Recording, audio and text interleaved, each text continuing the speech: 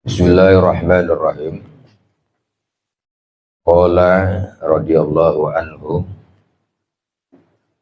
wa yuqalu lil walidain 'alal waladi asyaratu huquqin ahaduha annahu ijahtaja ahaduhuma ila ta'ami at'amahu wasani ijahtaja ila kuswah kasahu in qadiru alaihi wa hakaza ruwiyan Rasulullah sallallahu alaihi wasallam bi tafsirin qaulillahi ta'ala wa sahibhuma fid dunya ma'rufa wa qala al musahabatu bil ma'ruf aw yud'imaha it'imahuma idza ja'a wa yaksuhuma idza uriya wa salisu ijahtaja ahaduhuma ila khidmatihi khadamahu warabi'u, dan adapun yang keempat dari yang 10, idza da'ahu, apabila kedua orang tua itu memanggil, ajabahu, hendaknya sang anak ajabahu menjawabnya, wahadarahu, dan segera mendatanginya. Nah, ini yang keempatnya ya. Kewajiban ya bagi sang anak, orang yang diperoleh oleh orang tua itu hendaknya, kemarin ada 10, lain sudah 3. Yang keempatnya adalah idza da'ahu ya, ajabahu wahadarahu. Yang keempatnya, apabila kedua orang tua atau salah satu di antaranya memanggil, ajabahu, hendaknya sang anak tadi itu menjawabnya, ya, segera menjawab panggilan orang tua tadi, wahadarahu, dan segera mendatanginya. Nah, ini menjawabnya bagaimana, gitu ya.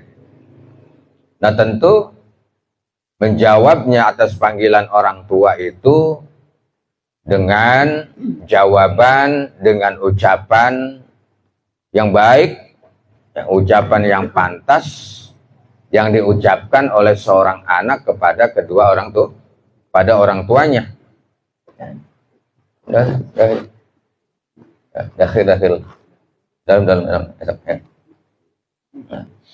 Nah, jadi dipanggil, ya, datang dua-duanya, mendatangi, wahadarahu, dan segera sang anak tadi itu menjumpai atas panggilan orang tua tadi.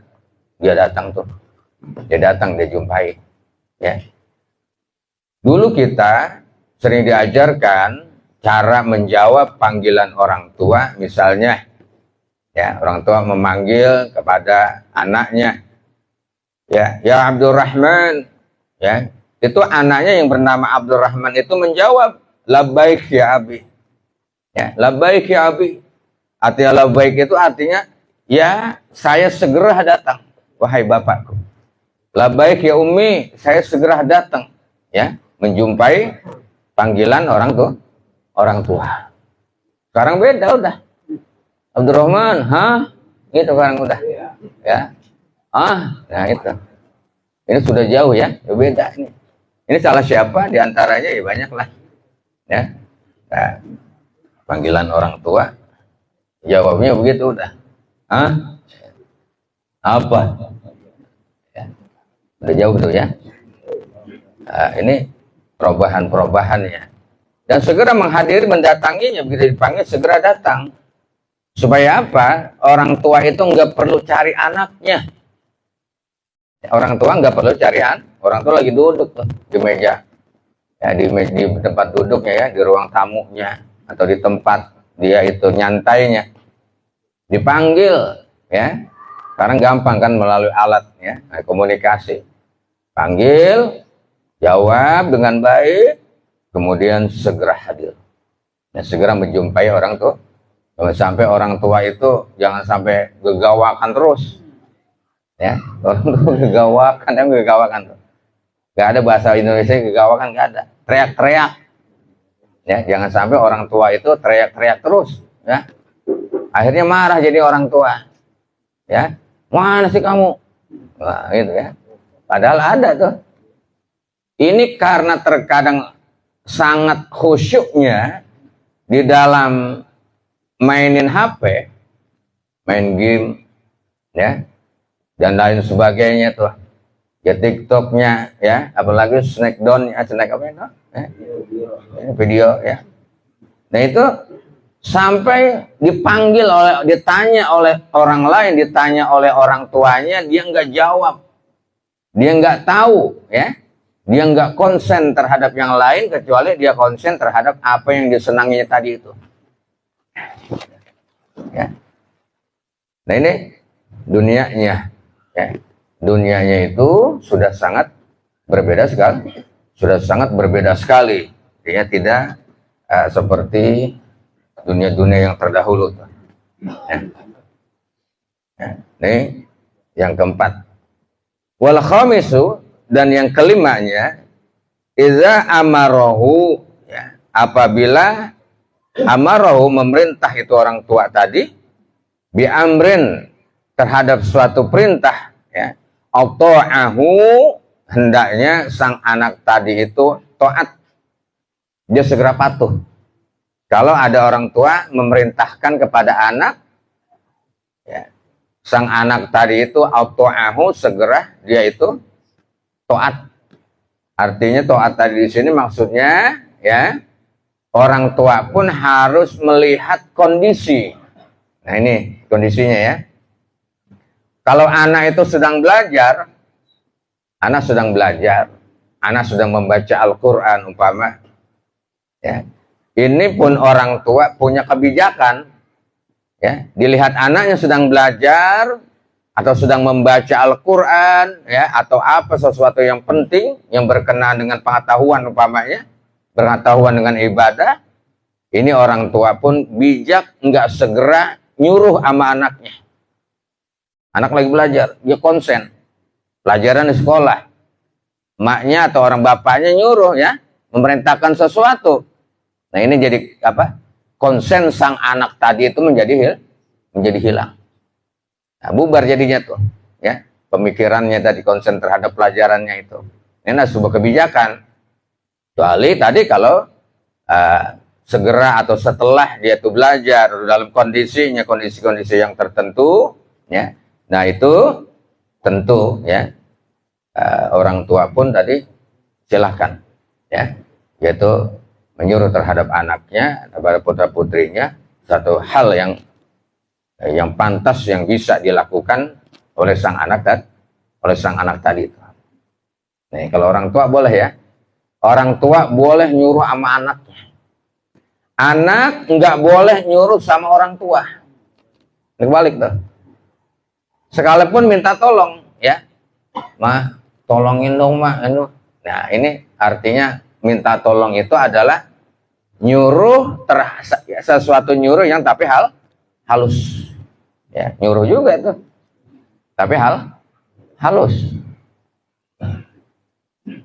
Kalau anak nggak boleh, ya, nggak boleh merintah orang tua, nyuruh bahasa kitanya. Tadi minta tolong tuh bahasa yang halusnya tuh, minta tolong, ya. Nah, begitu juga, ya, ini dalam kehidupan sehari-hari nih. Seorang suami boleh nyuruh kepada istrinya, boleh. Nyuruh ngapain aja. Yang sesuai dengan kemampuannya, ya, tentu. Tapi seorang istri itu nggak boleh nyuruh suaminya. Tuh. Nyuruh matiin lampu, girang. Ada girang matiin lampu.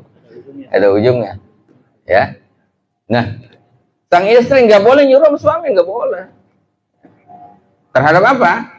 Makanya tadi seandainya istri itu minta sesuatu yang dia nggak kuat melakukannya dengan tenaganya, tadi dengan bahasa minta tolong. Minta tolong itu pun adalah nyuruh secara halus. Nyuruh juga, tapi halus. Ya, ini kebalikannya, jadi kebalikan, ya. Jadi anak nggak boleh nyuruh sama orang tua, ya, kecuali tadi yang dimaklum, seorang istri nggak boleh nyuruh kepada suami kecuali sesuatu yang dimaklum. Dimaklum aja dah. Nggak boleh tuh, ya. Ya, tata kramanya, aturannya tuh.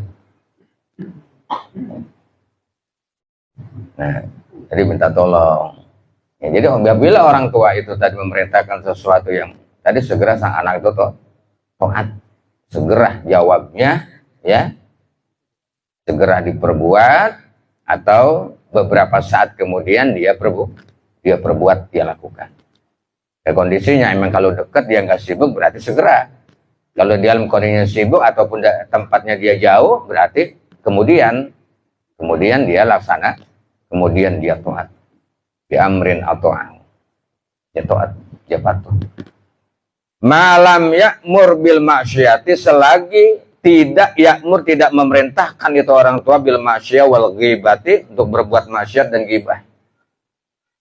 Kalau nyuruhnya untuk maksiat mah nggak boleh. Ya, anak tuh nggak boleh taat. Tidak taat kepada orang tua, tidak taat kepada siapapun kalau nyuruhnya itu melakukan perbuatan maksiat. Itu. Udah lu nggak usah sholat. Umpama itu maksiat tuh, melarang ibadah. Ya. Ini yang wajib. Ya, maksiat. Wal ghibati, selagi orang tua tadi tidak mengajak atau tidak memerintahkan ghibah. Orang tua ngajak ghibah sama anaknya, ngomongin orang, ya, ngomongin tetangga, aib-aib tetangga, ya, bareng-bareng tuh, emaknya, anaknya, bapaknya, bareng-bareng, ya, ghibah sesuatu yang nggak jelas, ya, sesuatu yang nggak jelas kebenarannya. Ataupun memang jelas, ya, menceritakan aib. Nah, ini kebanyakan kita terkadang karena manusia itu kurang pandai memelihara lisannya, yang dia nggak bisa, karena nggak bisa memelihara kalbunya, makanya keluar melalui lisan. Ya, lihat aja tuh, ya, teko itu tergantung bagaimana isinya. Maka yang dikeluarkan adalah isi. Kalau teko itu isinya kopi, maka yang keluar kopi. Lihat dari bicaranya orang. Ya. Nah, nih perhatikannya, kalau perintahnya ghibah enggak. Sampai dalam perjalanan umat manusia ini, kehidupan masalah akhlak, masalah adab, ya, memuji langsung kepada orang lain tentang kebaikannya di hadapan dia, ya, bahkan banyak orang, itu nggak boleh. Ya, wah, ente doang nih bagus bener dah, ya, yang lain mah kagak ada yang beres dah, ente doang ini. Di depannya dipuji, bahkan di depan orang lain. Itu mengkhawatirkan, menghibur ketika itu, ya, mengambilkan air untuk seekor anjing yang kehausan, dia berikan minum itu anjing. Tanpa pamrih, tanpa mengharap apapun, tanpa ada ucapan terima kasih dari seekor kambing, nggak ada. Ya, ucapan terima kasih aja dia nggak harapkan. Ini yang dinamakan tarkul ikhlas bil ikhlas, sudah ikhlas, nggak ada harapan apa-apa. Makanya dia dosanya diampuni oleh Allah Subhanahu wa Ta'ala.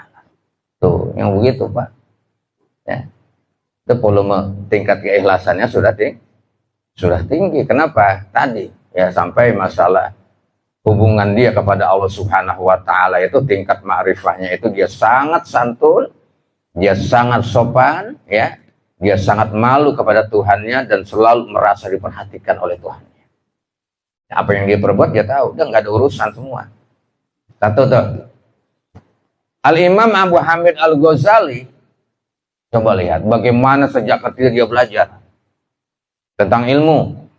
Belum lagi mengarang kitabnya, karya-karyanya. Sampai kitab yang terakhirnya tuh, ya, Minhajul Abidin, kitab-kitabannya, Ihya Ulumuddin, Apa? Ya.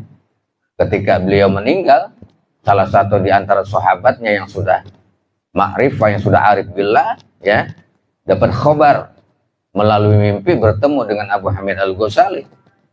Ditanya, apa yang Allah perbuat terhadap ente wahai saudaraku? Alhamdulillahirabbil alamin. Ya. Allah berikan saya rahmatnya, Allah berikan nikmatnya dengan sebab seekor lalat, ya, yang menclok di penaknya tadi itu, dan dia biarkan seekor lalat tadi itu menghisap penaknya.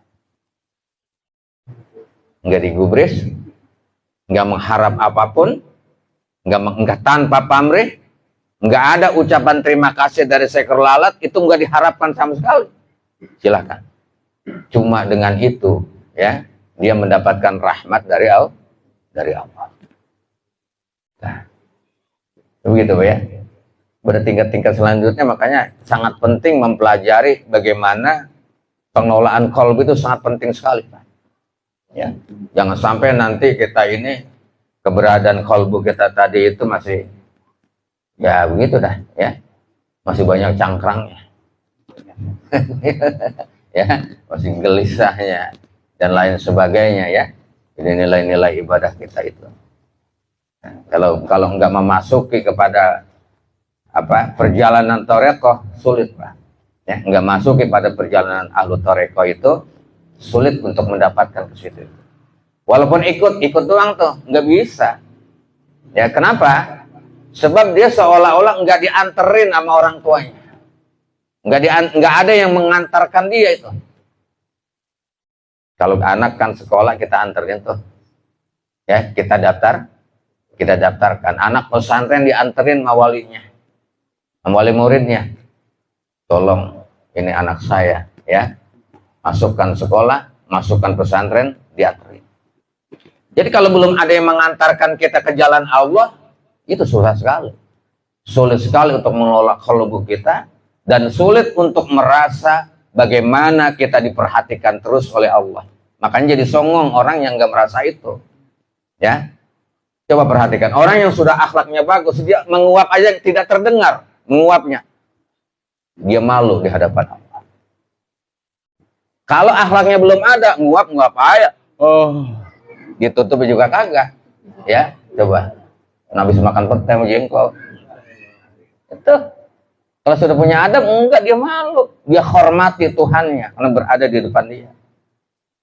Nah, berada selalu tahu tentang apa yang diperbuat oleh sang hamba. Ini, Pak, makanya Masya Allah. Ya, sangat sulit. Ya, sangat sulit. Jangan merasa ilmu banyak, jangan kalau belum bisa ke situ. Kata mengatakan dalam Syarah Hikam, ya, yang mengatakan itu, kam min alimin zi ghaflatin. Berapa banyak orang yang alim itu tapi ghaflah. Kenapa? Karena belum melalui sebuah perjalanan dalam rangka ingat kepada Allah. Belum jalan ke situ, belum. Ya, belum mau ke situ, dan belum ada yang mau nganterin dia ke jalan yang tadi. Nah, dia digoflah tuh. Ini anak nih bagaimana nih? Ya, lanjutannya tuh tadi apa yang diperintahkan? Ya, dalam jumlah syawal ghibah. Ya, sampai tadi itu orang tua memerintahkan maksiat sama anaknya, mengarahkan ataupun melakukan sesuatu yang bentuknya ghibah, namimah, fitnah, ya, dan lain sebagainya. Wasadisu, dan yang keenamnya, ayyatakallama ma'ahu bilin, ya, wala yatakallam ma'ahu bil kalamil ghalis.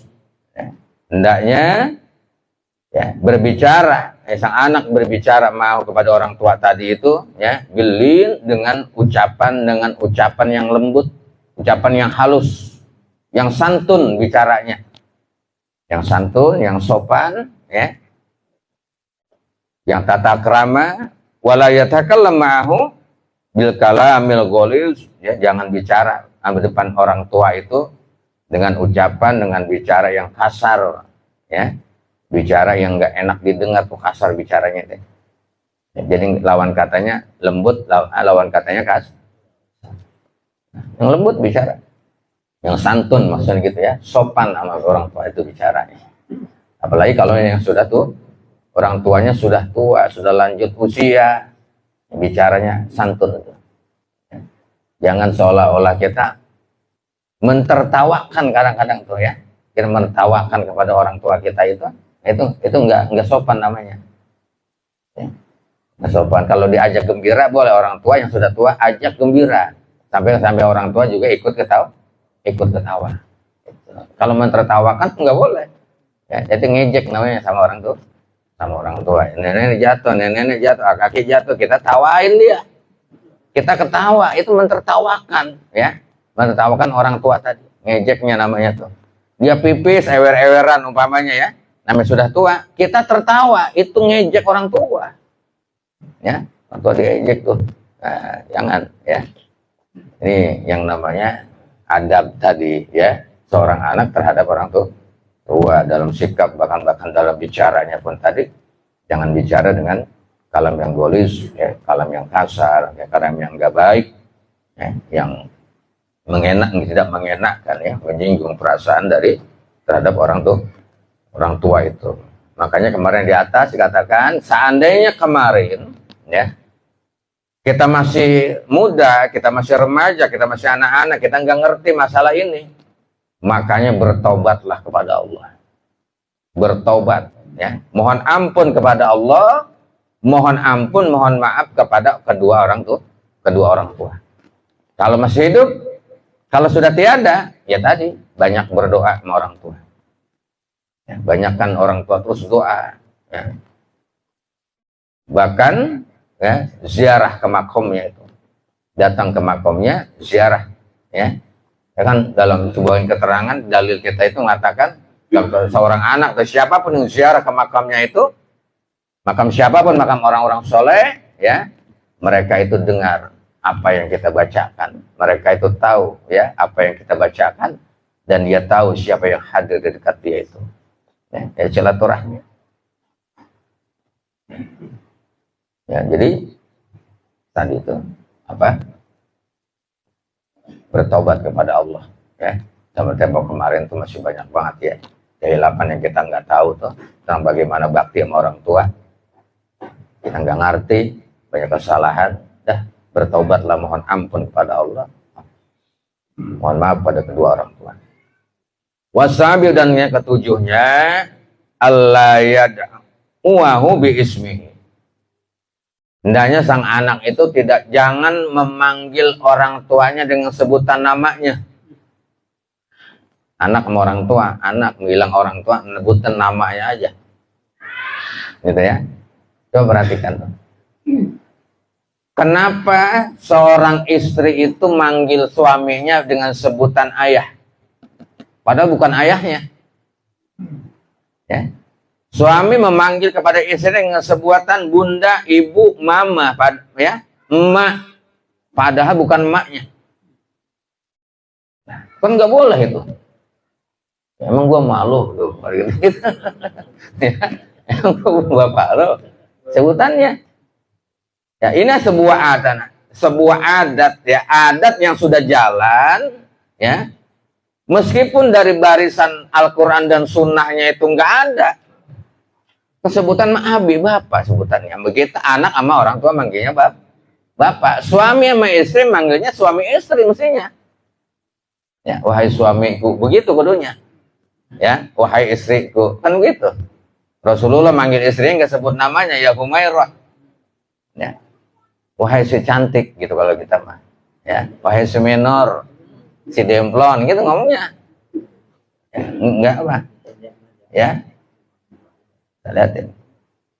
Jadi bagaimana itu? Itu maksudnya supaya sang anak tahu, ya, kalau sang anak tuh sama bapaknya manggil bapak, manggil ayah, ya, atau sama ibunya dimanggil ibu, manggil mama dan sebagainya, sebutan-sebutan tadi. Tapi sang anak nggak boleh, makanya menyebut nama orang tuanya dengan sebutan nama orang tua dimanapun.